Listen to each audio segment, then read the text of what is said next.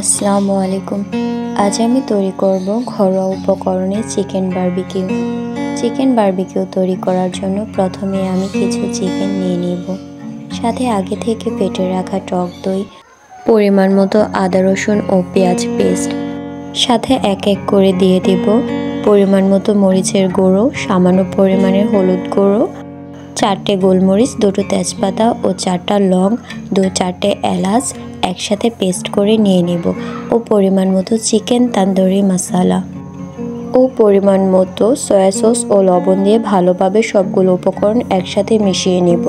মেশানো হয়ে গেলে উপরে সামান্য পরিমাণে সরিষার তেল দিয়ে 4 ঘন্টার জন্য নর্মাল ফ্রিজে রেখে দিব। 4 ঘন্টা পর ফ্রিজ থেকে নামিয়ে আবার ভালো করে সবগুলো উপকরণ একসাথে মিশিয়ে নেব। মেশানো হয়ে গেলে চুলায় একটি প্যানে সামান্য পরিমাণে সরিষার তেল দিয়ে আমি চিকেনগুলো ভেজে নেব।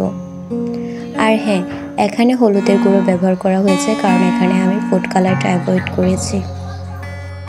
চিকেনগুলো ভালোভাবে ভাজা হয়ে গেলেই তৈরি হয়ে যাবে আমাদের চিকেন বারবিকিউ।